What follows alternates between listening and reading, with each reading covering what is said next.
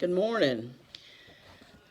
I just wanted to get with y'all on the last lesson that I'm going to be doing for the year. We would have covered a lot of information on the Civil War and Reconstruction, but unfortunately we didn't have a chance to get to that. But today I'm going to do North versus South. We're going to analyze the strengths and the weaknesses of both the North and the South, okay? I'm going to do the North strengths and weaknesses first, and then I'm going to do the Southern strengths and weaknesses. The northern strengths, the North had more than 21 million people. And at that time, that was a lot of people. They had more industry and manufacturing. North had twice the density of railroads per square mile. And the North controlled the Navy. The seas were in the hands of the Union. Now, the northern weaknesses were the Union had to invade, conquer, and occupy the South. The Union has to destroy the South's capacity and will to resist. A formidable challenge in any war, whether it's Civil War or World War. And they had less trained soldiers. Okay? That was some of the major strengths and weaknesses. And those strengths and weaknesses, again, would have come from readings that we would have done in class.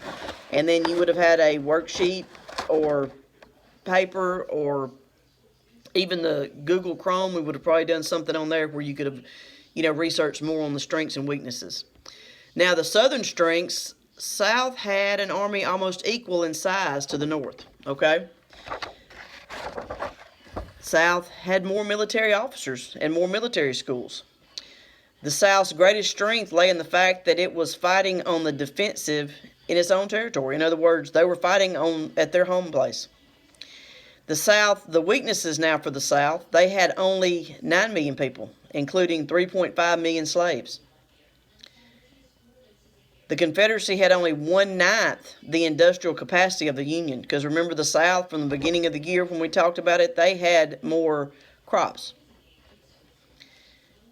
Agriculture was their main. And Southerners enjoyed the initial advantage of morale. The South was fighting to maintain its way of life. Those were a quick overview, like I said, of the strengths and weaknesses of the North and the South during the Civil War.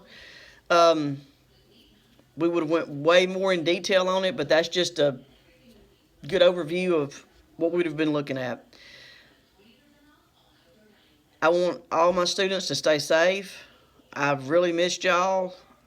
I look forward to seeing you when we go back to school in the fall. And remember that portal on the Webster Parish School Board site is still available. There's lessons you can do just, to do a little classwork each day. And if you haven't done any, you've got plenty of time this summer. Y'all have a safe summer and enjoy it. Miss y'all. Bye.